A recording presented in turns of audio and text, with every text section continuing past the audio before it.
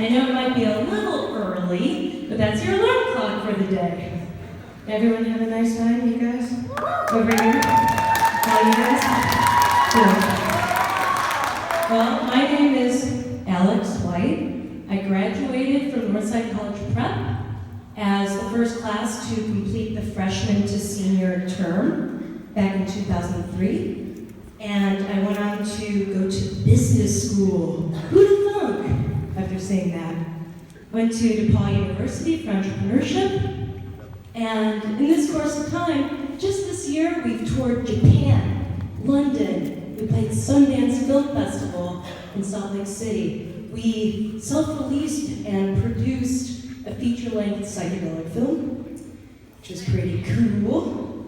We played on a moving parade float with Sir Richard Branson, the eccentric billionaire from Virgin, Mobile, and hotels, and all that stuff.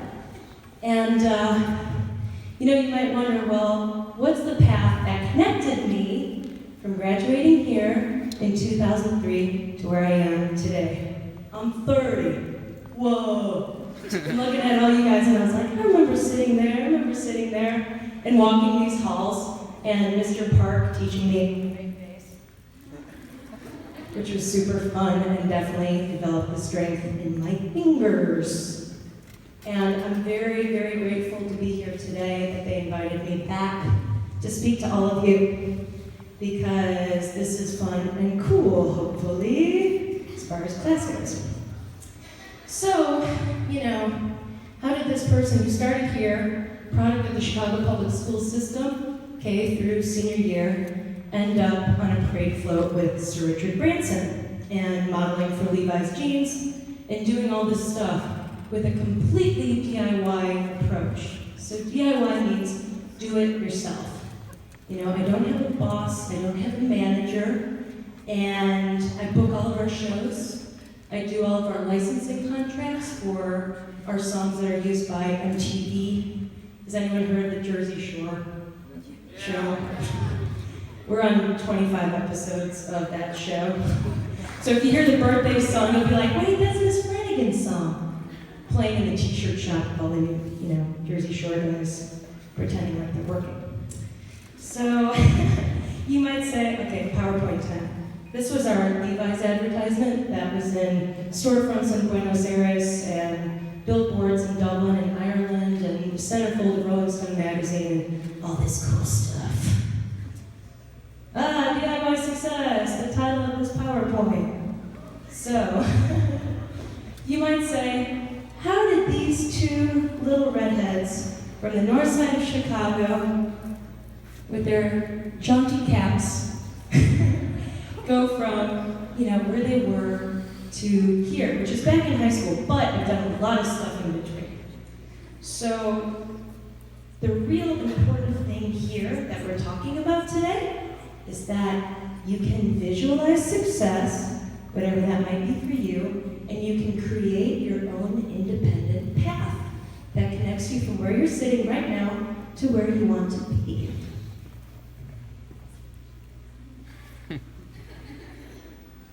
So definitely when I was a little kid, I didn't think that brands like Airheads candy would be dumping, a pallet of white mystery candy on my brother and me. That was a surprise. I also am a spokesperson for Orange Jams. That's really cool. One of the few female artists that they actually represent. And basically, a lot of people ask me, how'd you do that? How'd you get hooked up with Orange Jams? I went on their website, I went on the contact page, and I said, hey, my name's Alex White, and your logo looks like my brother and me. It has a red-headed man and woman. And a lot of you out here, of course, are super brilliant, brimming, brain, intelligent, creative, smart people. And you're gonna start noticing things where you're like, ooh, I like that. Ooh, that's cool. Contact whoever that is and let them know that you're interested in it and take that initiative. No one's going to make these decisions for you once you, probably right now, but definitely when you're in college and beyond, if you see something you like, pursue it. Because either it'll work out or it won't work out. Those are the only two kind of possibilities. So why not take the risk to see whether you can get connected with, whether that's a job, where you're like, oh, I would love to be an astrophysicist. And then you have to say, okay, well, that's a goal. How do I connect myself from here to there? The real point is doing research and really immersing yourself in what your passions are. So when I was going to Northside Prep, I loved music, as you can see. And there's actually a really great music library upstairs. And my favorite book up there, if it's still available, is called The Dark Side of Bubblegum Music. If it's still up there, I totally recommend it. Because it taught me about how when you are restricted or imprisoned by archaic systems, that you need to learn about how to break out of that and create your own path, right? So people might say, oh, you gotta do this. If you want to succeed in this, then you gotta do it this way. This is the industry standard. This is the way we've been doing it for 150 or 200 years. Get a boss, you work for him, and you do whatever he tells you to do. And I'm not saying a coup d'etat at high school today, per se, or a mutiny, but the concept is to reevaluate archaic systems that have not been updated for the 21st century. So anyway, orange jams, if you see something like, go for it. So, you might wonder who, that little redheaded person on that first slide with the little funny pink hat, how did I become the vice president of the Grammys? Well, they asked me, and I was like, okay. And then I ran, and then they elected me. And it was really kind of interesting because when you think of the Grammys, that award that's like called a Grammy because it's shaped like a gramophone, that little controller thing, that thing up there, the yellow thing. I was so shocked that they wanted to put me in a position of power, where it's like, but I'm a punk, and I'm DIY, and you guys are all like Taylor Swift and that kind of thing. But what I discovered that setting myself apart and being a free thinker and reevaluating those systems and being entrepreneurial, that they actually wanted that in the Grammys and the Recording Academy. And it's been really cool because I've been able to take all of my knowledge and all of these things that I believe to be true about independence, do-it-yourself, these sorts of concepts, I've been able to bring into a real top-tier policy-making entity. So, for instance, there's this event called Grammy on the Hills, where musicians are connected with senators and House of Representatives, and we lobby for music rights. And it was so cool. I was like, here I am, joining these award-winning producers and engineers with senators. It might be kind of boring, but anyway, that's the stuff I do. Hey, let's move on. So, here's a show we play. It was cool. Red Bull has shows. We play them. Bunch of cool press. So basically, like, going with that concept of doing something, like visualizing something you want to do, you're like, oh, I want to be on MTV. You start researching, okay, a lot of these websites actually post the journalist's email in the articles. It's like, why not email that person? And whether your interest is, let's say, visual art, or science, or math, there's periodic journals for all of these different industries. And let's say you want to get something published one day, or you want to connect with someone, or you want to get an internship at one of these periodic journals, then you should go ahead and email them. Are there any musicians in the house? Anybody? Plays music?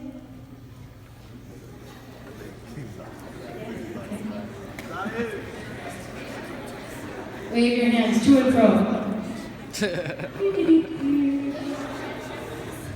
I haven't been awake this this early in a really long time. Okay, so how to succeed. I've broken down to 3 steps for all of you guys, okay? 1, say it with me. Explore what inspires you. 2, research that topic. Number 3, practice despite all odds. So I really believe in this because, like I was saying, I started a band when I was in high school. Actually, when I was 17, I was about to graduate from here. I was graduating early. I forget how that was possible, but I was so grateful to get out of here at that time. And there wasn't an attendance policy when they first started the school. So I was tardy every day, and it was awesome. Because I was like, as this DIY punk person, I'm like, what is time? What is time? What's 1 minute versus 2 minutes? What is time? I'm going to deconstruct this archaic system of timekeeping. But in my senior year, they instated the attendance policy, and I had in-school suspension every day. Pretty much. But I discovered, I can read books in there. I'm not trying to encourage bad behavior. But I graduated in December, and that was the year that I started playing really big shows, actually. I was 17. And we were playing with Weezer, if you've ever heard of Weezer, this band called The Kills, who are pretty big. And here I am playing shows at night at bars, which my mom drove me to, in the minivan with all of my gear. And I thought that I did poorly in school. As I look back on my experience, it's like I was tardy every day. I remember being kind of cranky a lot, that sort of thing. And I look back, my dad just retired and he brought back all of my little report cards. And I was like, I got all A's here. How did I do that? But I think it's really important, like if you're going to do something, do it really well. Or at least as well as you can. Because otherwise it's a waste of time. You know what I mean? It's like, if you're here, do a good job. You'll be happy you did. And also AP classes, very, very helpful for reducing the starter classes I had to take in college. I was really grateful that I took AP Literature, US Government, a couple different things that put me ahead in college. And what you'll realize is that you save a lot of money and you're able to take more interesting classes because you don't have to take English again. It's like you already did that. Why do you want to do it again? So why not take like an AP class and do really well in it so you don't have to do it again? And you can explore what inspires you. But research, yes. Okay. So researching that topic, I delved into music. I started a record label when I was a senior in high school. Because this big band that I was playing in, I was playing Weezer and The Kills, etc., partying at bars, going to school the next day, still doing a good job. Basically, we got approached by Warner Brothers, by the major record label.